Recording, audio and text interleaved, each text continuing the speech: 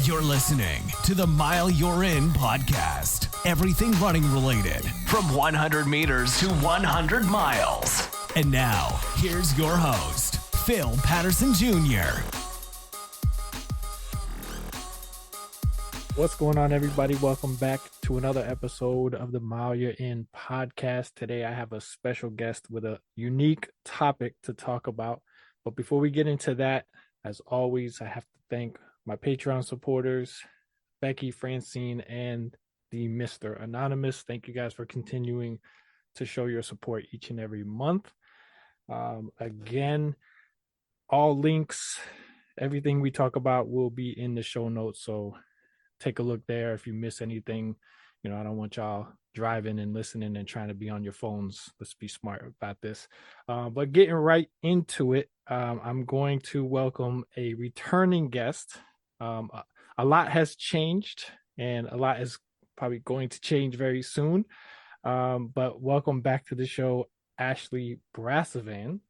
Yeah, thanks for having me. I'm excited to be here again. And we were just talking about the last time you were here. So it was November 2021 and you were engaged. So since then, you've gotten married. I have.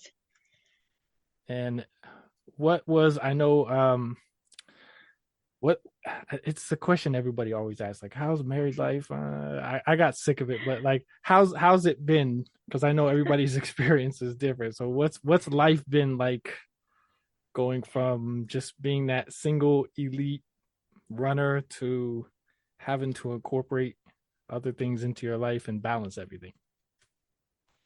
Yeah, it's definitely been different, but I think it's been a change for the good. We actually met in January of 2020, so like right before COVID started. And I think I'm just really grateful for the timing of that. I couldn't imagine being alone all of COVID. And so our relationship actually progressed pretty quickly because it's like we had 2 months and then we were in lockdown together for, like 2 or 3 years. And I think during lockdown, a lot of people either loved their relationship or hated their relationship is what it seems like. Yep. And we were pretty fortunate that we just really connected, had very similar personalities, are both like somewhat introverted, but really liked the outdoors. So spent a lot of time together, like camping and doing outdoors things. We even adopted a little pug together in 2022. And then we got engaged in 2021. And that was like before vaccines had came out. It was still like really uncertain. People were like losing their deposits on wedding venues. And so we actually just decided after starting the wedding planning process that we were just going to get eloped. So we had like a 5-minute Zoom meeting with the Boulder County Courthouse. And then you don't need an officiant or a witness in Colorado, which is kind of nice. So we did a 22-mile long run on the Continental Divide Trail and signed papers in the middle of it and mailed it back in on a random Saturday, and we were married. So it was a very low stress wedding. But things have been great since then. I don't feel like anything really changed because we didn't have this like big milestone that we planned for a year for. It seemed like any regular day, and it didn't change a ton after that. Yeah, I would say a 22-mile run for you is a regular day, right? Yeah. Regular Saturday. So that means he's a runner too, or no? I would call him a multi-sport athlete. He likes to ski and bike and run, and doesn't necessarily compete in anything, but he is willing to, and he's in good shape, grew up in Boulder. So I feel like everyone who grew up in Boulder is always in really good shape, and can definitely keep up with me on most, if not all, of my runs. So it's nice to have company, especially for the long runs on weekends. But he doesn't focus on running. He kind of just does everything, but does stay fit and works out a lot through a variety of different activities. Okay, so did it take convincing? But like how the 22-mile thing come? Like, was that more you put? Like, I'm just curious. I think we both wanted to do it. It was up Berthoud Pass, which is kind of like, it's at 11,000 feet, so it's pretty high alpine territory. It's above tree line, and it's on the way to Winter Park, and it's one of our favorite spots to run in the summer. You really only get to run on it probably for like 2 or 3 months a year because it gets snow covered pretty early, like starting in September, and the snow doesn't fully melt until like June and even July some years. So there's like this really tight window where you can run on it, and it's so beautiful. But we had done that a couple of summers during COVID and had even camped up there.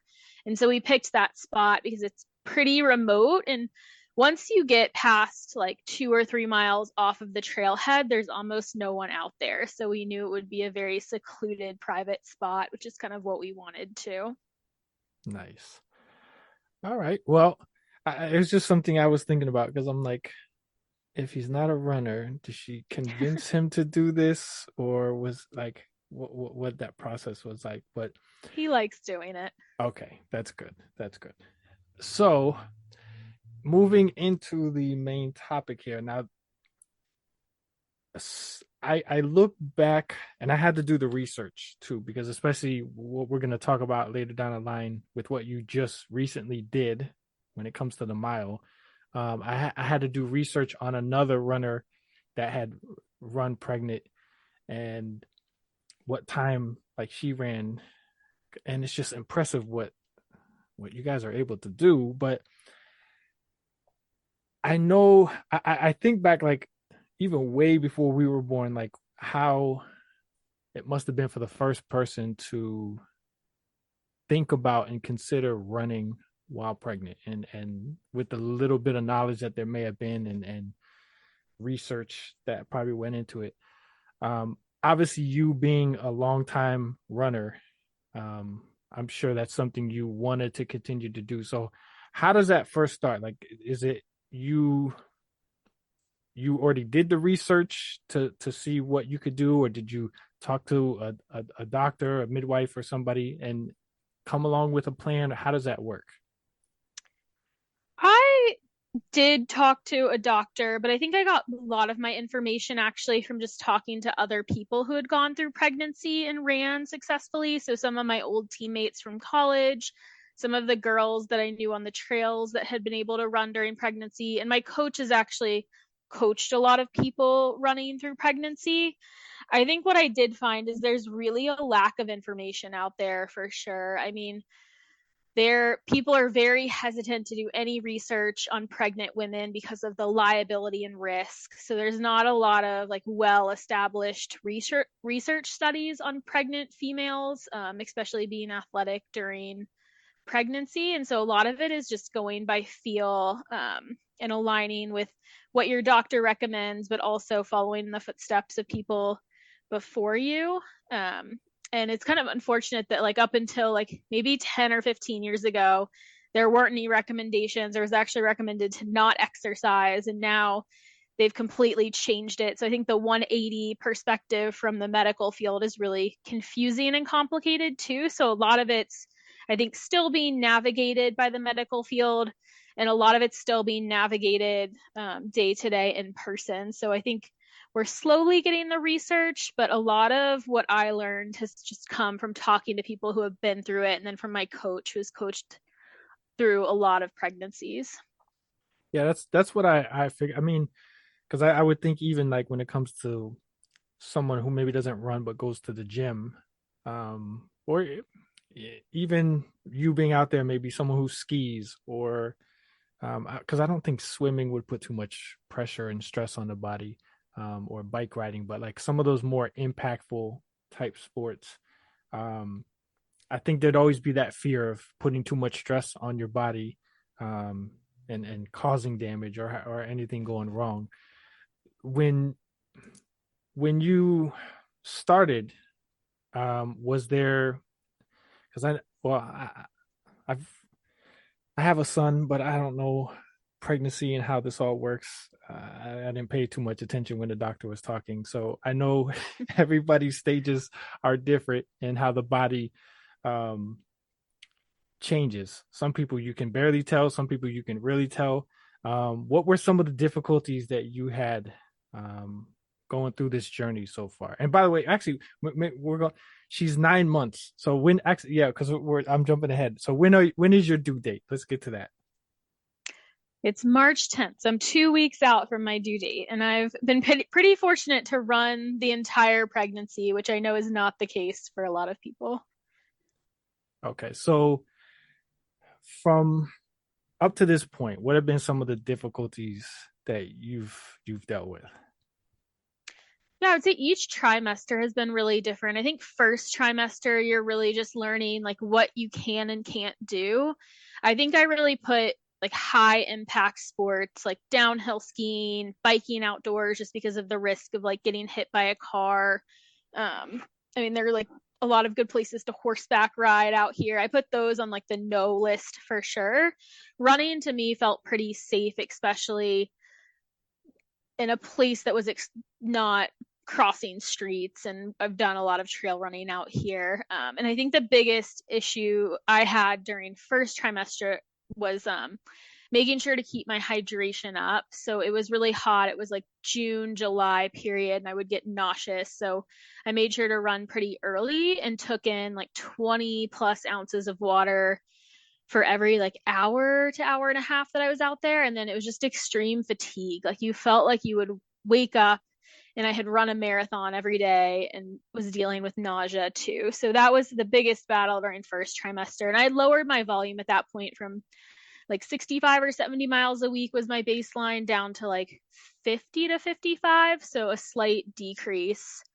And then second trimester, I still hadn't put on that much weight, and I wasn't really showing probably until late in second trimester, but I could feel my hips were getting looser. So I started wearing a running belt during second trimester, which really helped with hip stability. And I had done a lot of pelvic core work, pelvic floor work too. So I started seeing a pelvic floor PT around week 20 who would work on me, work on my like round ligaments and all of the hip muscles around that area. And I think that really helped to stay healthy, along with just doing stretches, hip mobility, and pelvic floor PT exercises pretty early on. And then by third trimester, I think just doing more cross training for sure. I'm still running 4 days a week, like 7 miles a day at almost week 38. So I feel pretty fortunate. But still wearing a running belt, making sure I hydrate, doing a lot of active warm up before and a lot of pelvic floor work after. And then just kind of listening to my body. Like some days I'm really tired. I'm still doing like one tiny workout a week of like 8 by 30 seconds or something like that. But most runs are definitely slower than they used to be, but still nice just to get out there. And I think the key has really just been listening to my body and resting when I'm tired, or cross training when my hips feel a little bit less stable on any given day. Okay. Well, the mileage is still higher than I thought. I thought you would. I figured it would be like, like how we taper towards a race, you might be tapering down, but you're still putting in the work, which is awesome. Like it's I think it's proving, like you said, there's not a lot of proven facts and research, and I think we kind of learn from people that do it, and we see what they do and what they're capable of, and we're like, okay, each person makes that decision, like you said, after visiting a doctor and seeing what risks are there, how far they, maybe they could push. Now I would think, and I could be wrong, but just the way this world is, especially with social media access and things like that, that you probably have experienced at least one negative or questioning comment, like somebody witnessing you continuing to run while pregnant? Or has everyone been nice to you? I think I'm really lucky, and the community that I live in Colorado is very progressive and open-minded. So I think I actually have not had pushback really out here. And to be fair, I still run pretty early, like 6 or 6:30 before work. And so there aren't that many people out there. I mean, sometimes on weekends you get some people who like maybe stare a little bit, but I've heard of a lot of people in, I think, maybe less progressive states. Like I have a friend who was working out in Phoenix through 9 months, and she said she got comments all the time. And she went to a gym where there were a ton of people. I think being outside and the times that I run, just being early in the morning and living in a community where everyone, I mean, you see 90-year-olds out there working out. And so I think you could maybe have the same argument of like, if you're 90, maybe you shouldn't be working out, is the same argument as like maybe a pregnant person shouldn't be working out. But I think overall, I live in a really active community in Golden, Colorado, and I've had a lot of people support me. And I think even like running past people, they've like cheered and been like, go, you got this, you're inspiring. So I feel like I've had pretty supportive community the whole time, which has been really nice. I know that's not always the case, but I think it's just kind of the nature of where I live in and the community I live in. Which is nice, because I would think, especially like when you're used to something. I know for me, or for anybody, when you're injured, any injured runner is doing anything they can to get back out there, especially if it's beneficial to your mental health. So I would think you not being able to run, or being out there running and hearing negative criticism, would kind of be discouraging at that point. How has it been? Because I would think, some people have, they say, smooth pregnancies and everything's fine. Some always dealing with different things, like you did mention, feeling fatigued and nauseous. How would you say being able to continue to do something you love, like running, how has that been beneficial to you mentally through this whole process? Oh, I think it's been amazing to be able to continue to run. I mean, if you would have told me I was been able to do a 7-mile run with 2 weeks till my due date, I probably wouldn't believe you. So I'm definitely very grateful for the amount and the length I've been able to do activity. But I think just getting outside has really helped with the symptoms. Like even early on, when my body hadn't changed that much, just getting outside and being out in nature like helped with nausea. It helped with my mental health. I think it's helped with my mental health throughout, just being able to get outside and enjoy the outdoors and not being stuck inside all day. I think it's also had a lot of health benefits. Like my blood pressure is still, it's higher than it was pre-pregnancy, but I haven't had any blood pressure issues like a lot of people deal with towards the end of pregnancy. Baby girl's healthy. She's in the 63rd percentile and she hasn't really had any issues.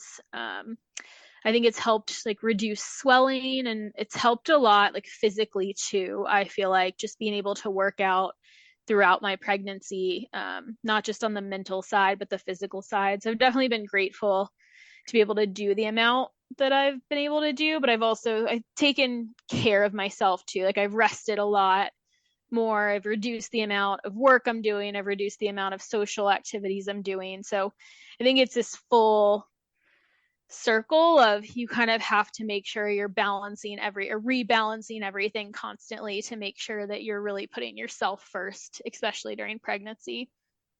Right. And then speaking of balancing, and you did mention like the belt earlier, did you have to like change, for some people won't understand the term, but gait and form and things like that, did you have to change your form at all, or have you kind of been able to just work around like the changes physically and still maintain that same form? Or have you, because I know the speed and the distance is still there, so has there been any changes when it comes to that? Yeah, I actually pretty early on had to start re-wearing orthotics. I'd got off my orthotics for a while, but I think with just the extra weight, my like right foot was collapsing in and causing some like calf tightness. And so I think maybe around like as early as week 14, I started wearing orthotics again, and that has really helped with just managing my gait with the extra weight. And then the maternity belt, I wear this like it's called a fit splint, I think, and it really holds your hips together and helps to like loosen the weight that's would otherwise kind of be bouncing up and down. So I've been wearing that also, I think, since like first trimester, even when my stomach wasn't that big. And I think the belt and orthotics have really helped with like managing some of the extra weight that's come on, especially in the stomach area. And then just doing a lot of pelvic floor and core work, kind of adjusting based on where I'm at in pregnancy, but just making sure that my hips and core and glutes are more stable than ever. And then the final thing I kind of have done is it definitely is more challenging to run on flat surfaces for a long period of time. So all of my routes, I've tried to do more like rolling hills or trail runs, where it's not completely flat. And I think that really helps. So I'm not stuck in one gait or like running pattern for a while. I'm constantly going either up or down, which really helps, I think, to make sure that I'm not injuring myself by having the same like changed gait throughout.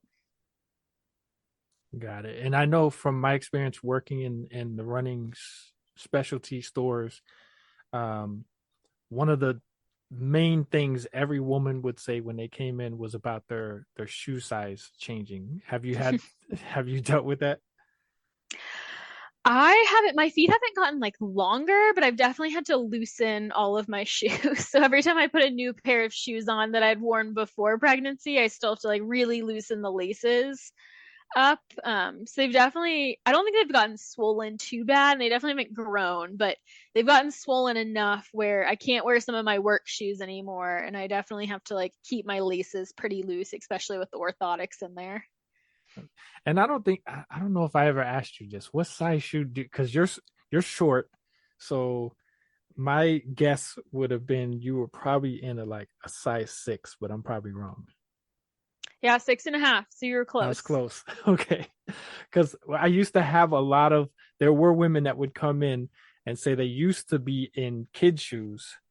And Oh, after wow. pregnancy, because of the width issues, they were going up. So they were getting into that 5.5, 6 size range just for the width options because the kid shoes were no longer fitting.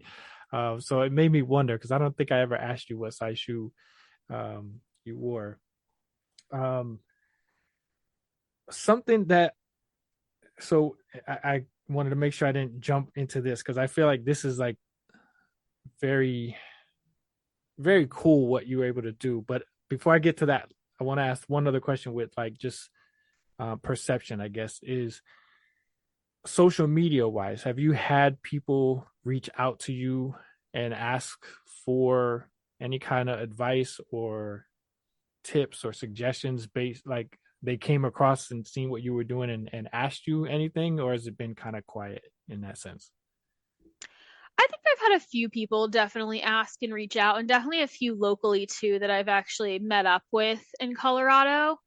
Um, but I think I've wanted to be pretty open with my journey just because I know when I started, there's so little information out there, and there are so many people who like post that they're pregnant and then post when they have a baby, and there's like no information Right. in between and have how you're supposed to feel. And so you're like, is this normal? What am I supposed to do? And I know I've reached out to a lot of people, so I wanted to make my story a little bit more public, especially on social media, so that people in the future, especially on the running side, can feel free to reach out, a year or two later, which I hope does happen because I think that's how you really figure a lot of this out is just talking to people. There's only so much online will give you, especially as an athlete.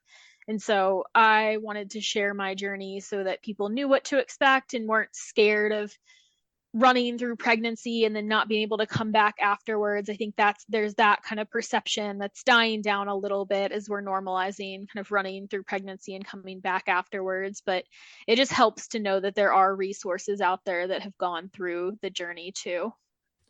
Right. So that makes me wonder is with the way your training has stayed, um, is there something that you've stayed like, okay, I want to stay in this shape so that afterwards, like, is there a race you have in mind, or it's kind of just you've been doing this just to stay in your routine of what you normally do? I think a little bit of both. Honestly, I feel like one of the reasons we chose to think about starting a family last year was I was feeling a little bit burned out from running. It had been like 2 decades of just going Mm-hmm. nonstop. And it felt like a good time to maybe take a pause from a running perspective. And I actually think that pause has made me like pretty hungry to like get back out there and go race again. So I definitely feel eager to like get into competition while taking it slow and getting back into shape. But I hope that, by the end of this year, I can hopefully jump into a couple races. And then, yeah, just I think mental and physical benefits of working out during pregnancy. I mean, I think now, like even my doctor said, like try to get like 30 minutes of exercise a day. And so I think a lot of the guidance of exercising and working out during pregnancy has changed a lot. And so I really wanted to do it to stay mentally sane. I think I've done this for so long. Like running's been a part of my life since I was like 10 years old. And then part of it for just like the physical benefits that you get during pregnancy when you can work out. And I think the whole community that kind of comes with it too. Like I didn't want to lose that piece of it. So I think all around it's been beneficial for a lot of different reasons. And I asked that just because now we're going to get into the mile discussion. And when I saw that video, it made me think, okay, like, is she trying to stay ready for like as soon as she can get back into racing, or is this just because like I seen something once where they said sometimes if you do work out, it helps with like if not a I don't know what the term would be, because you're on I'm using running terms, not saying on pace. You're on track for the due date. But sometimes they say if you want to like speed that process up, sometimes doing certain things will help with that. So I wondered if when I saw you running the mile, if that was something, or if it was just a typical workout. Was it a challenge you set for yourself? What made you, or is this something you've been doing every week? Is running a fast mile? No, I kind of wish I had done it once a month throughout pregnancy just to see the progression. There But you it was go. more out of curiosity than anything. I wasn't trying to like push the baby out. I was like 36 or 37 weeks at that point.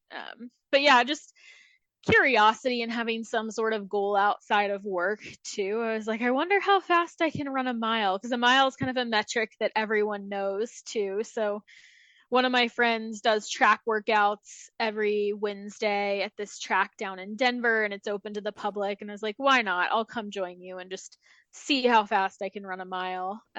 So more out of curiosity than anything. But looking back, I kind of wish I would have done one like starting in month 1 and then see how that progressed throughout pregnancy. Well, now you know if there's a number 2, now you know what to do next time. um, so like pre-pregnancy, what was your typical fastest mile? Like, what was your mile range time? I think in like a general workout, I probably could have done like between 5:10 and 5:20. My fastest time is 4:55. And that's at sea level. So this is all at altitude too. I mean, I should go when I go home to Florida, I should do a mile and just see what it is down there. But everything I've been doing the past 9 years has all been up at altitude, like I live at about 5,800 feet. So yeah, I would say before pregnancy, like in a workout, I could probably do like 5:15 or 5:20 if I was feeling good at altitude. And now I'll let you tell everybody what you just ran. And I ran 6:05 at 9 months pregnant, which I wanted to break the 6 minute barrier, but 6:05 was really close. So I was like, should I do it one more time? But I think the further you get and the closer you get to your due date, the more you're probably just going to slow down. So when I saw that, my first thought was, now my fastest mile was in a 5K. So obviously, in that sense, I was still pacing myself. So I wasn't pushing as if I was doing like a 1 mile test.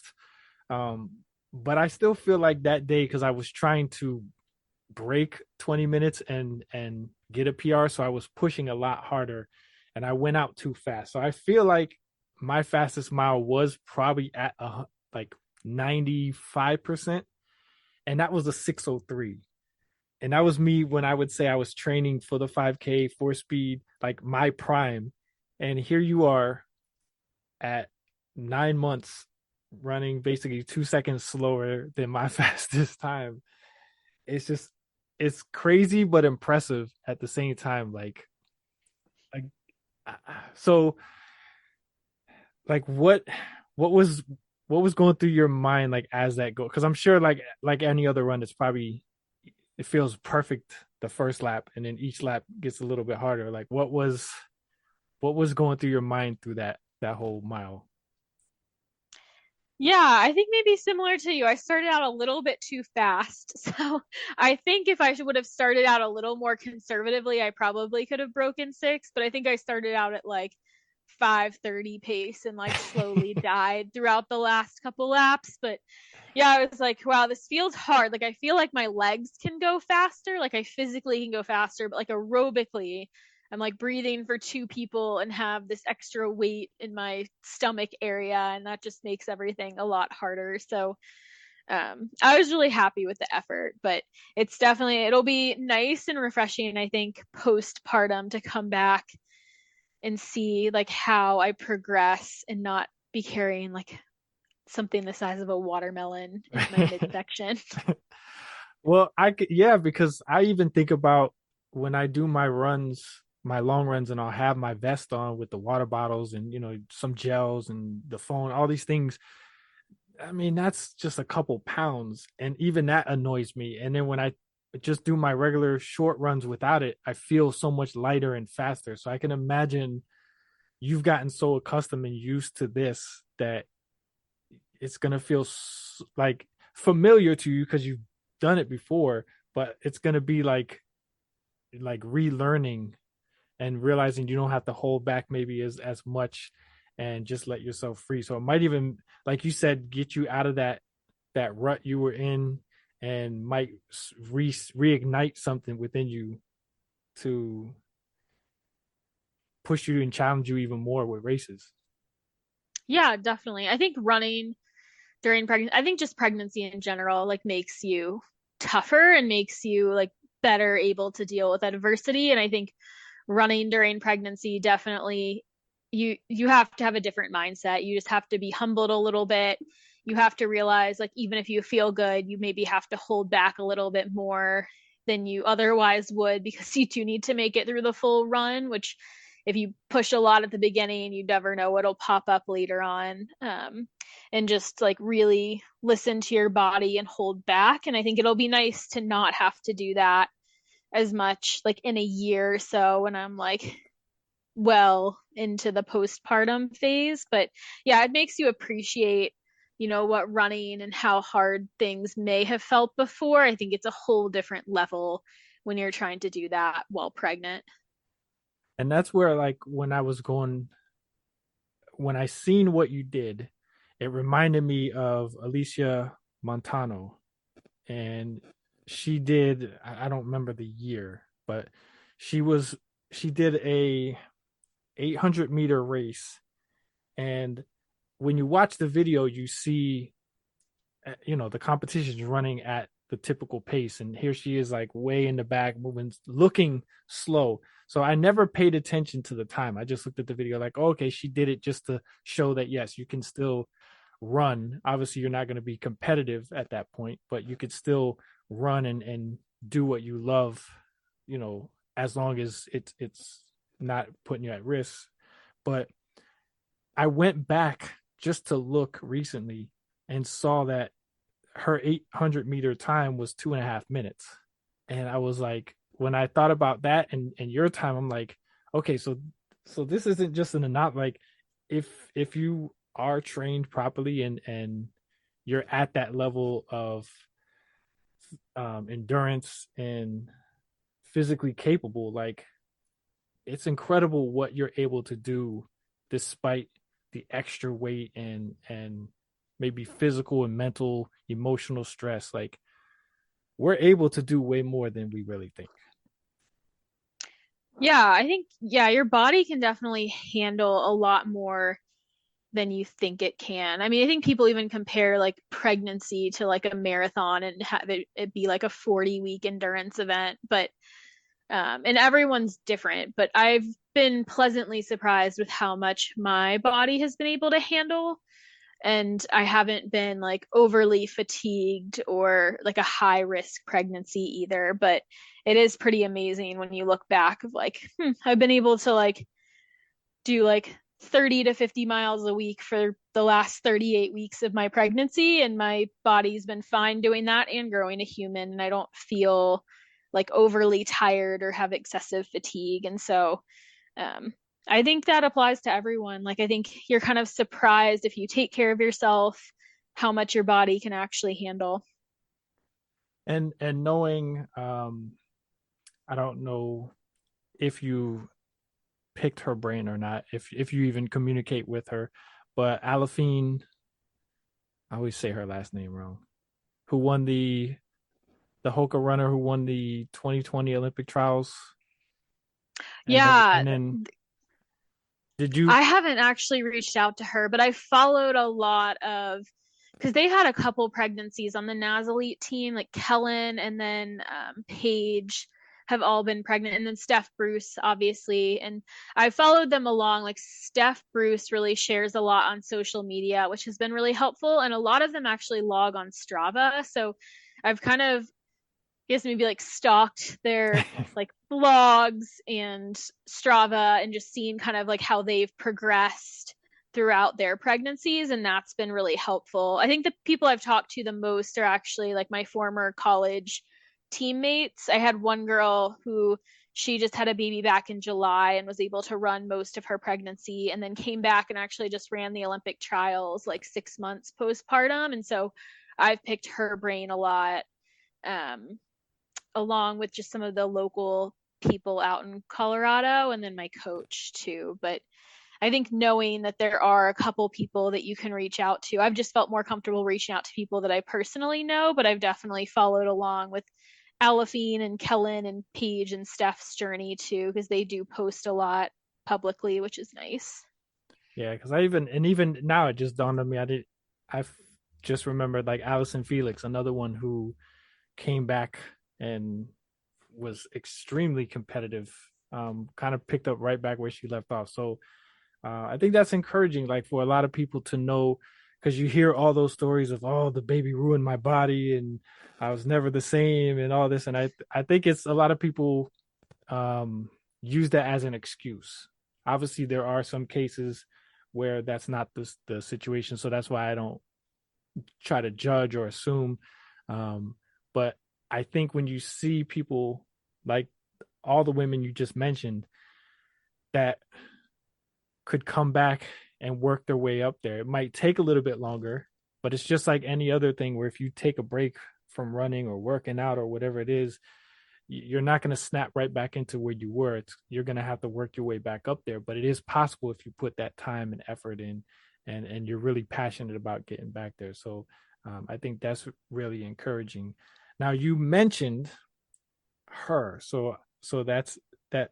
We got a baby girl on the way, or did I hear it wrong? Her, Or oh, is that a for secret? Is it a secret? oh, for the baby, yes, it's a girl. Yeah, the name is secret, but Okay, that was going to be my I next question. yeah, we definitely wanted to know gender pretty early on, and that's pretty crazy. They can do a blood test now at like week 10 that does the genetic testing and looks at chromosomes. So I found out at like week 10 that it was a girl, which I was really excited. I think my husband and I both wanted a girl for this one, and so we were really excited. And we are really excited, but it's crazy how I think you used to have to wait till like week 20 or something, and now they can tell you like before first trimester ends. Yeah, I'm trying to remember. I know what you're talking about because we didn't have to wait. I think it was around 10 weeks, like you said, where we found out. Um, That's like the first blood test they can tell you. yeah, it's I don't know. It's just I think back like now I'm like just thinking back of the whole journey, and it's like it's so to see. I'm still like amazed, like to see, especially you because you're so small, and just to see, like I see the video, I'm like, wow, like like I said, some people you said some people show, some don't, and I don't know if it's because you're so small, but I was like, I'm looking at you and I'm like, how is she even able to run that fast? And now that I know your distance, like because I would think your body gets tired faster with the extra weight, or do you feel like it's been just with all the extra supporting workouts that you've done that it's kept it the same, or Because it doesn't seem like you're really slowing down.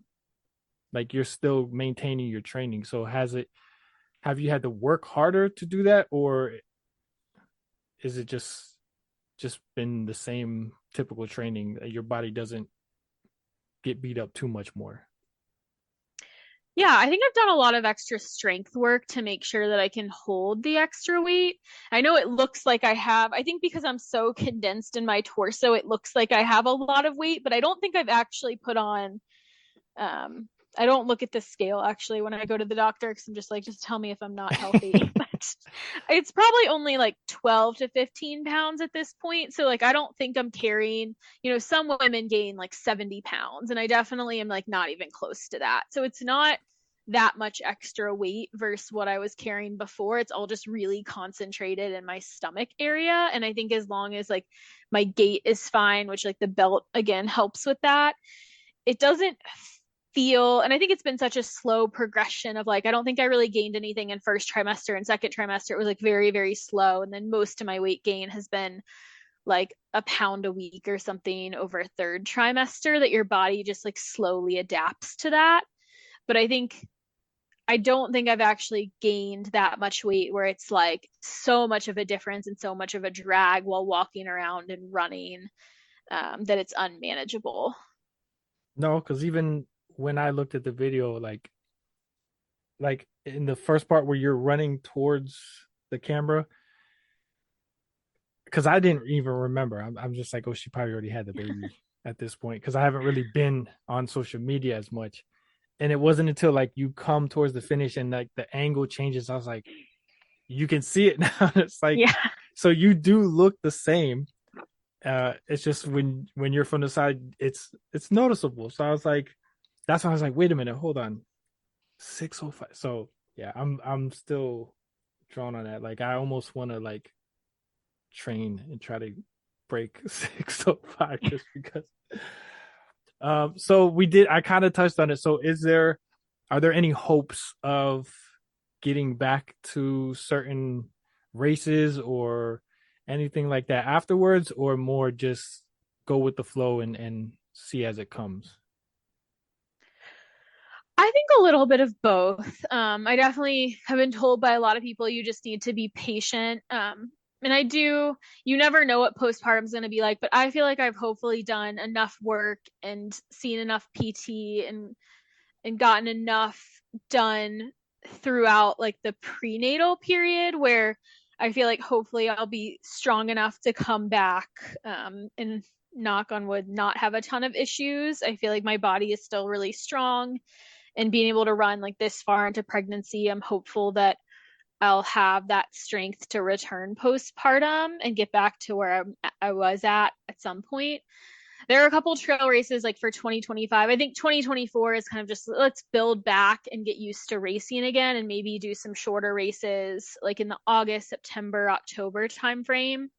I do want to qualify for OCC again back out at UTMB, which is the 50K distance for 2025. So my goal is like hopefully to get a 50K in before December, which I feel like in 9 months, that's like a reasonable goal. Again, you never really know how you're going to feel, but there are a couple different options for doing that. And just seeing how like taking care of a new baby and our life is going to be completely changed. So just seeing how well you manage that too. So I think come back slow and take care of myself, but also with the goal of hopefully by the end of 2024 being able to qualify for races in 2025. And do you see yourself, because I see this a lot, do you see yourself being that runner that pushes the running stroller with the baby in it during races, or you're gonna he'll watch the baby so you can run on your own? My husband's gonna be pushing the stroller. There you go. There's actually a woman. Now this was probably, I gotta think, this was even going back to when you came down here to run the Flanagan's 10K. She was known for pushing a double stroller, but the kids they had to be like, I want to say older than 5 or around 5. So like some big heavier kids, and she's pushing 2 of them and still was fast.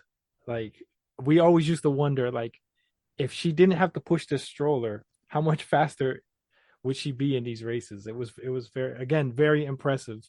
Um, I didn't have to do it, thankfully. I was able to get my runs in, and I didn't have to push my son around in the stroller. I did it one time, and it was like during a lunch break, and I don't know. To me, it was so uncomfortable and unnatural, and I just couldn't get the rhythm down, and it was just weird having one arm not move. Like, I just felt like I wasn't in a flow and a rhythm, and then pushing, I just felt like my back was tightening up. So I don't know how people do it that do it, but again, it's something else that's impressive. Um, Yeah, so I think of the gait change with running with a stroller too. I'm like, oh, I already went through like 9 months of running with a gait change, so I don't know if I really have the motivation to do the stroller running thing. I could see if my husband and I want to go out for a run at the same time, like one of us are alternating between the stroller, but if I'm able to go out on my own, I don't think, unless I have to, I would probably avoid trying to take the stroller. We would just time when we need to do different things so that we can kind of do that without the stroller. We do have a running stroller though that got donated to us, but I don't think I'm going to go out and try to break like the mile stroller world record anytime soon. there you go.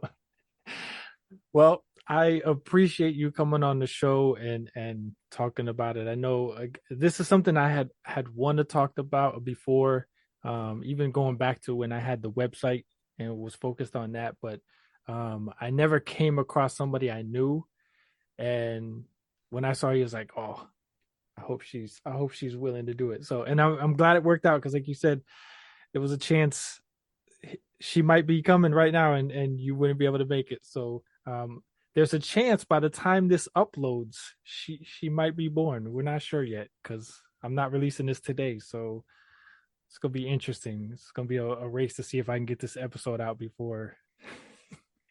Yeah, we'll see. She's coming soon, hopefully. But thanks so much for having me. And if any of your listeners have any questions about running during pregnancy and or thinking about getting pregnant and they're nervous about athletics during pregnancy, they can feel free to reach out to me. On Instagram is probably the easiest way. You can maybe put that in the show notes or something. Yeah, I'll put that out there. And again, like I wish you well. I know it's a blessing. It really is. My son just turned 5 on the 4th of this month, and so exciting. I still look back, and it's crazy how quick the time goes. I know we always say that, but take a lot of pictures, because I think I'm at over 1,000 at this point, and that's just pictures, not even videos. I'm probably at 1,500 if I count everything, because it's just, you look back and there's so many things that in the moment you're like, that's whatever. But when you look back years later as they're growing and you go back, it's like you get all the flashbacks and the memories, and you feel the moment all over again. It's really beautiful. So congratulations. I'm really looking forward to seeing what you're up to next, because I've been following you since that Flanagan race when I met you, and just everything you do is positive and uplifting and inspiring. It's never been anything negative. So just thank you for who you are and what you do. Oh, thanks for having me, Phil. All right, guys. So until the next episode, be positive, be encouraging, be uplifting like Ashley, and we'll see you on the next episode. Thanks for listening to the Mile You're In podcast. If you enjoyed it, make sure to like, share, and subscribe.